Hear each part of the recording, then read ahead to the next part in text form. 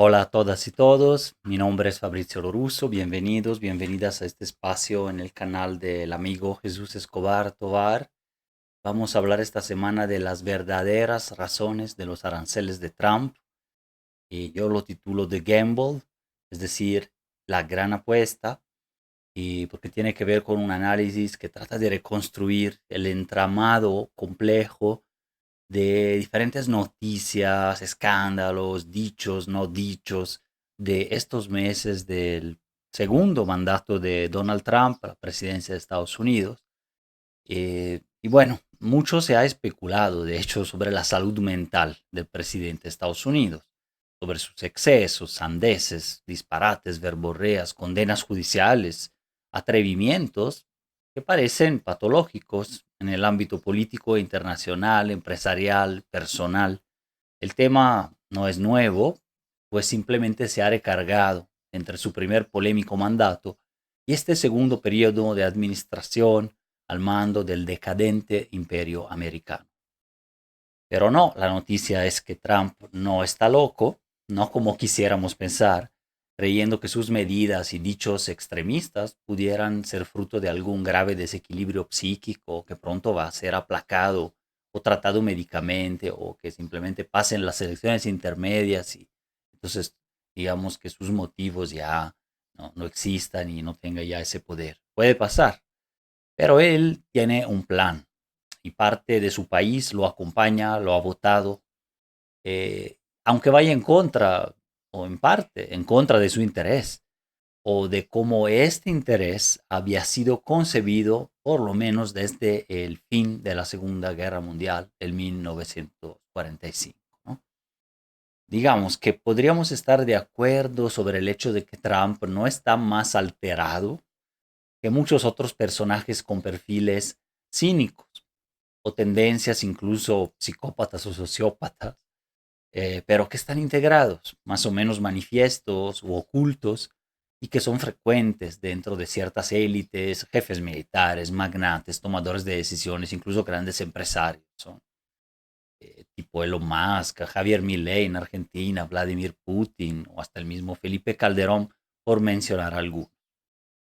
Pero creo que no hay que patologizar los aspectos de la política y menos los de la geopolítica, que dependen de estructuras eh, geográficas, políticas, económicas de larga duración, ¿no?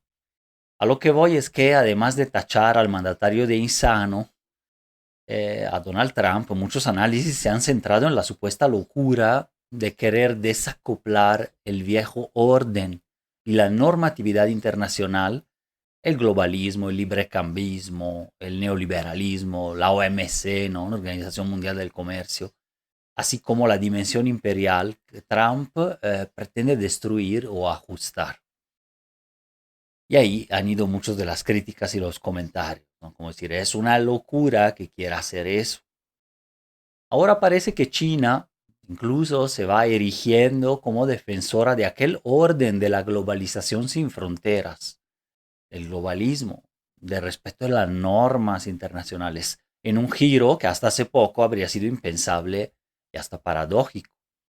Un país que se proclama comunista, no es democrático, al menos no es una democracia liberal occidental, no tiene un partido único, etcétera, pero que económicamente es profundamente capitalista con fuerte presencia estatal.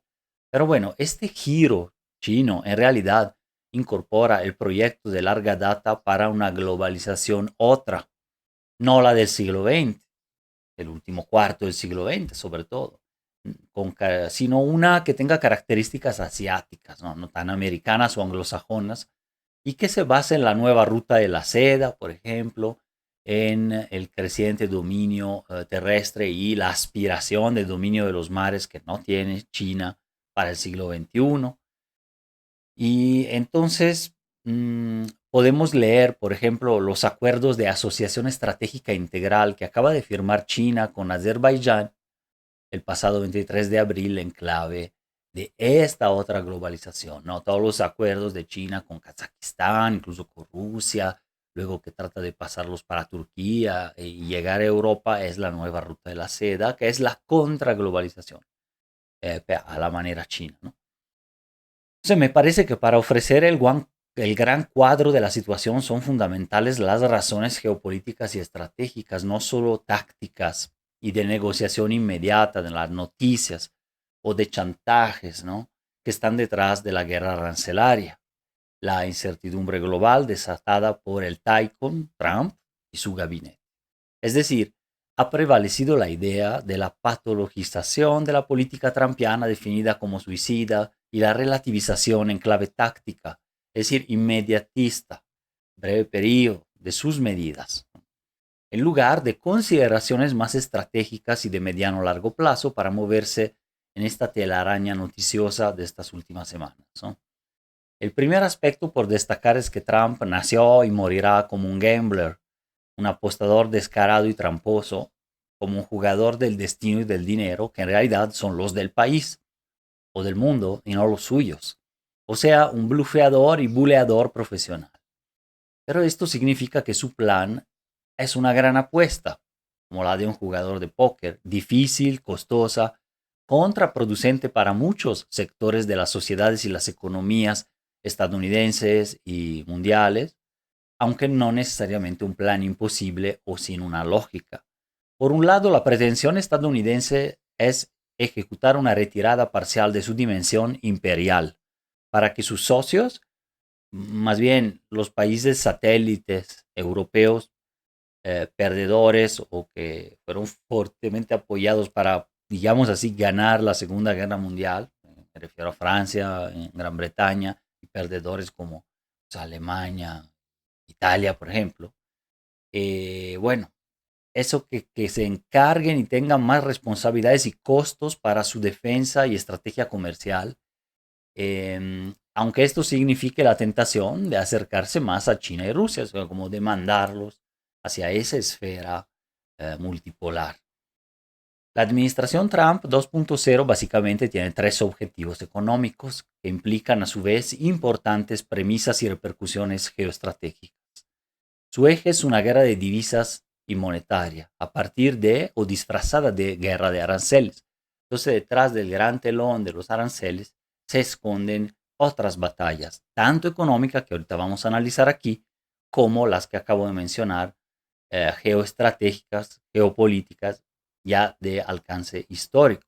Ahora que se logren, tan solo 4 años, es complicado, es una gran apuesta, muy riesgosa, puede llevarnos a una recesión o crisis global, sí, pero el trumpismo, como dijimos en otras columnas, llegó para quedarse. Tenemos ahí un potencial candidato como J.D. Vance, el vicepresidente de Estados Unidos, incluso que pudiera llegar a ganar la presidencia este, para 2028. Y entonces, que implica 2028-29, ¿no? Pero que implica continuidad de esta política, ¿no? O incluso una radicalización, porque es más ultra que el mismo Trump. Ultra de ultraderecha y ultra en los aspectos que vamos a ver ahora.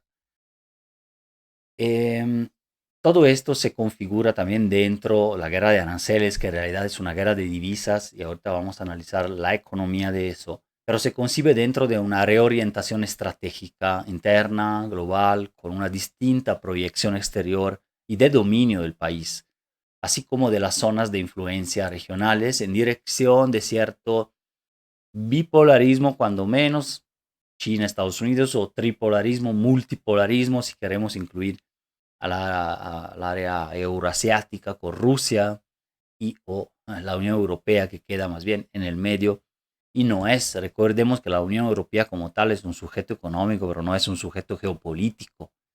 No, son los países de la Unión Europea que lo son en términos de geopolítica.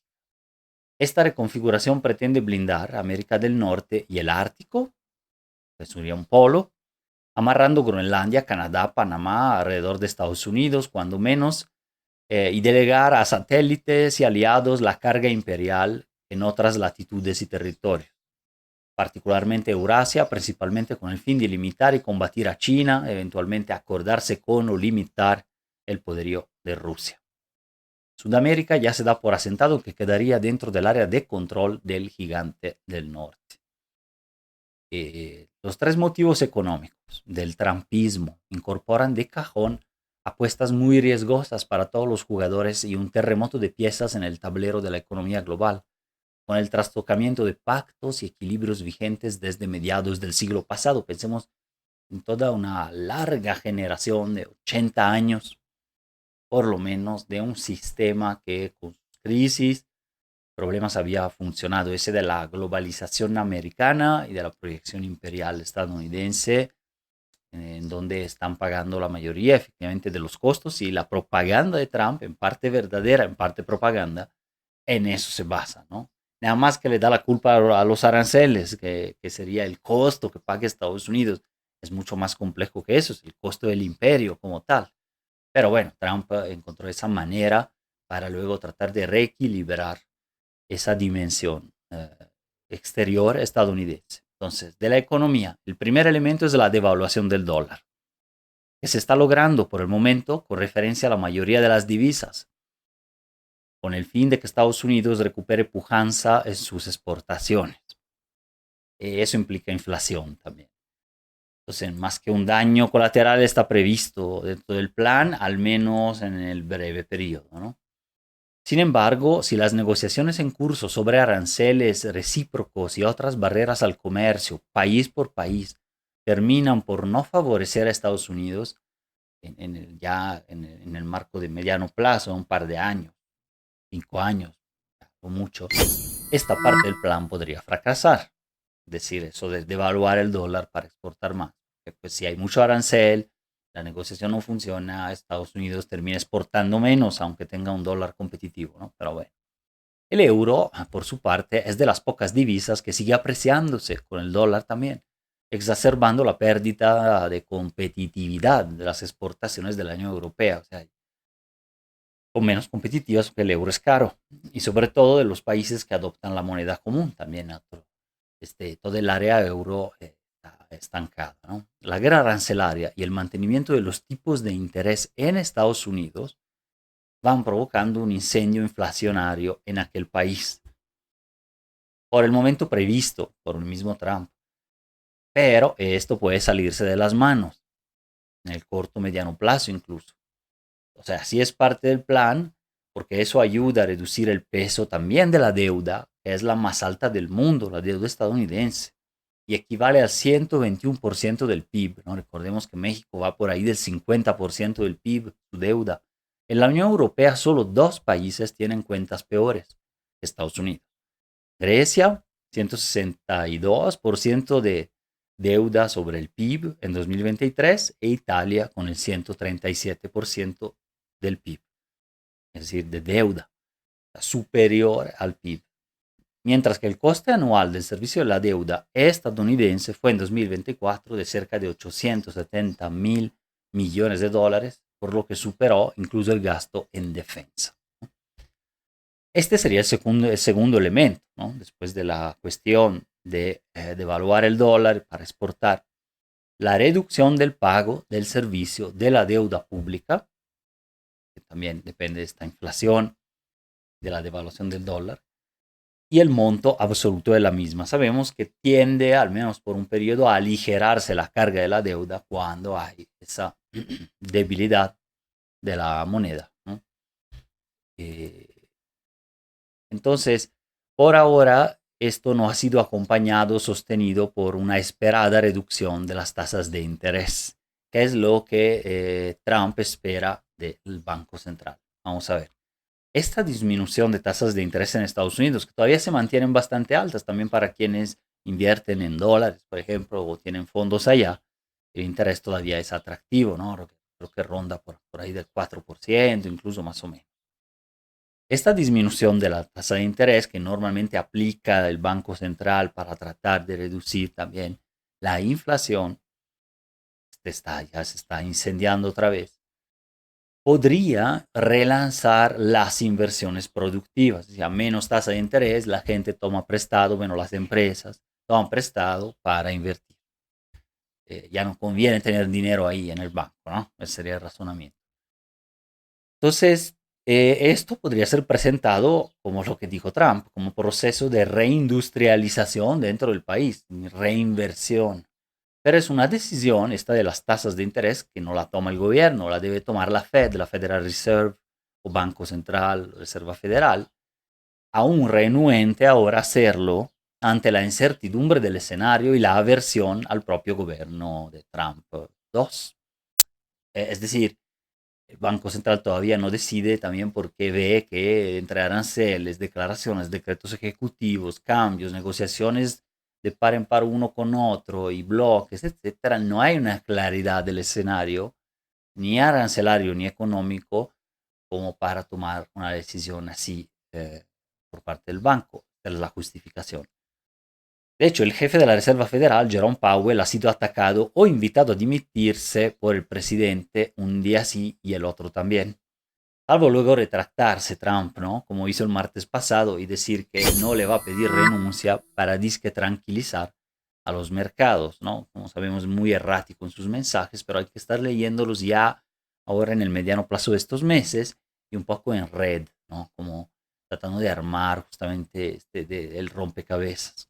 El tercer factor, justo de este rompecabezas, después dijimos, la evaluación del dólar, eh, la parte de reducir el pago y el monto total de la deuda. Tercer factor explicativo es que Trump intenta atraer cadenas productivas, industrias, inversiones a Estados Unidos ofreciendo bajos costos de la energía y su mercado de consumo interno es muy grande, ahora supuestamente más protegido por aranceles externos, como un mercado protegido en que es más conveniente invertir que importar ahí. Y plantea dejar de importar de todo el mundo en el mediano plazo para subsanar su déficit comercial persistente y quizás de paso reducir impuestos después. Es decir, sanar la deuda no tanto por el bien de la economía general, sino sobre todo para bajar de impuestos a los más ricos. Es una parte posible del plan y volver a ganar elecciones, ¿no? Con eso, el tema de los impuestos ahí siempre ha sido y muy influyente en las preferencias electorales, ¿no? Aquí, dependiendo del sector económico, no se considera que ya Estados Unidos depende de cadenas del valor, no solo norteamericanas, México, Canadá, Estados Unidos, sino que depende también de la zona asiática y de la misma China. Es decir, esta parte del plan también podría fracasar y es una apuesta, un deal, ¿no? Más bien un gamble, ¿no? De ese tipo, porque mucha de la producción de Estados Unidos también ya depende del exterior, ¿no? De la misma China, ¿no? El enemigo. Pero entonces una apuesta azarosa también que el sistema americano logre sustituir esas cadenas de suministro en tiempos razonables, ¿no? Es la apuesta por la reinversión. Cabe destacar que el mencionado déficit comercial de Estados Unidos en realidad ha sido históricamente y es todavía parte de la proyección imperial estadounidense de los últimos 80 años.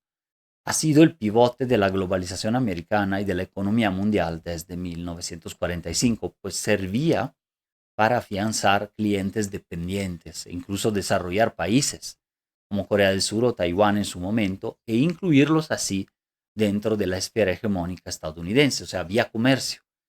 Te importo muchos tus productos, hago que te desarrolles, incluso Corea, Taiwán, Japón mismo, Europa Occidental, favorezco tu reconstrucción o bien que puedas exportar, estoy en déficit contigo, pero tú eres parte de mi influencia y todo se basa en la fortaleza también del dólar como moneda que se puede imprimir infinitamente porque va a ser aceptada en todo el mundo de todos modos y eso le permite financiar esos déficits a Estados Unidos, ¿no? No obstante, ya para Trump, su entorno y parte del electorado y los aparatos, este fardo, este pacto, este acuerdo de la posguerra es insostenible. El dólar ha sido respaldado y ha sido la moneda mundial por el poderío industrial, económico, militar y tecnológico de Estados Unidos, sobre todo el militar, por el llamado complejo industrial, militar y tecnológico informativo, más que por los buenos fundamentales de la macroeconomía, no porque sea una economía tan estable, nada más, o porque, digamos así, tenía menos deuda antes, ¿no? De hecho, siempre ha tenido una deuda alta y ahora es de las más altas. La divisa global dólar ha sido hasta la fecha el garante de la deuda, por eso puede ser una deuda altísima y del déficit de Estados Unidos. Por eso se preocupa cuando los BRICS plantean una moneda alternativa para los intercambios mundiales o el euro eventualmente, ¿no? Pero no han sido elementos tan competitivos todavía con el dólar, ¿no? Entonces, hasta este momento ha sido así, pero el declive relativo todavía, pero que está declinando, es una realidad del país, y el ascenso de adversarios y esferas alternativas, como ya mencioné, China, en su momento Unión Europea, Rusia, los BRICS, van mermando esta capacidad del dólar como reserva mundial y provocan angustia, incluso una sensación de estrangulamiento y mayor incerteza en la sociedad norteamericana. Su malestar se refleja a sí mismo en la crisis del fentanilo o en la emersión de opciones políticas cada vez más extremas. Japón, sabemos que es el primer detentor de la deuda de Estados Unidos y su banco central de alguna forma responde a los dictados de la potencia. Ya, pueden llamar al Banco Central de Japón desde Estados Unidos y decir si vende o no deuda de Estados Unidos o si sigue comprando. Recordemos que es un país perdedor de la Segunda Guerra Mundial, parte de la esfera americana, estadounidense. Y el segundo detentor es China. Entonces no es China el primer detentor de deuda estadounidense como a veces se escucha. Esto significa que el dragón, sin embargo, es muy importante su cuota, se confirma como un rival amenazante que puede oprimir un botón nuclear, no de la bomba, pero puede ser el botón nuclear de la venta de toda la deuda estadounidense y potencialmente puede vender esa deuda y hacerse con dólares necesarios para financiar proyectos geoestratégicos hasta militares, la contraglobalización china, la ruta de la seda, o bien directamente aliados, países como en África, América Latina, ávidos de inversiones extranjeras, chinas en este caso. Es una carta que dentro de este eventual nuevo orden más multipolar, fundado en esferas de influencias, tripartido a lo mejor. En este orden, la República Popular puede jugarse esa carta para avanzar en sus pretensiones incluso sobre la isla rebelde de Taiwán, que la República Popular considera parte de su territorio, ¿no? Eh, Justamente una isla, una república rebelde, ahí, y plantea recuperarla además antes de 2049, a un siglo de la revolución. Por su lado, Rusia puede cerrar el dossier, digamos así, la guerra ucraniana, el ataque que hizo contra este país y centrarse en restablecer relaciones con países europeos, estrangulados energéticamente, aunque estos se obstinen a rearmarse y amenazar el oso euroasiático. La prisa de Trump para cerrar el conflicto ruso-ucraniano tiene que ver, además de con ofrecer resultados rápidos también al electorado y a nivel mundial como una legitimidad por haber favorecido ese acuerdo de la guerra de Ucrania, pero tiene que ver con el intento también de alejar a Rusia de China, ¿no? Dividir sus enemigos para que no se unan entre ellos como una cosa básica de estrategia, ya que la consolidación de un eje sino-ruso sería fatal para Estados Unidos y también tiene otra parte del plan es que consiste en bajar la presión inflacionaria interna a través de un pacto con países árabes, principalmente con Arabia Saudí y la misma Rusia para incrementar la oferta de petróleo y bajar los costos de la energía. Es decir, a través de cierta resolución del conflicto ruso-ucraniano, acuerdos con Rusia, más los países árabes, Arabia Saudí sobre todo, que es aliado de Estados Unidos, bajar los costos de la energía a través de mayor producción de petróleo, también Estados Unidos es un país productor, y así ofrecer también esa energía más barata tanto a Europa, pero sobre todo en Estados Unidos mismo, para los inversionistas y estas empresas que reindustrializarán al país, que sabemos que es una gran apuesta que depende de muchos otros factores, además de los aranceles, ¿no? Y entonces ahí está interrogante, ¿no? El proyecto económico y la retirada estratégica del imperio son apuestas muy riesgosas, complejas, que pueden acabar en una crisis recesiva global mayúscula, dependiendo de muchos factores que ya vimos, escenarios muy cruzados entre sí, poco predecibles. Por lo pronto, la volatilidad de mercados y bolsas es una montaña rusa que van aprovechando quienes cuenten con información al invertir, de primera mano de la Casa Blanca, sobre todo como ha pasado. Incluso este Trump que en su red Truth Social y en otras redes luego sale que dice es la hora de comprar, ¿no? Es decir, descaradamente para favorecer y pasar información a potenciales inversionistas.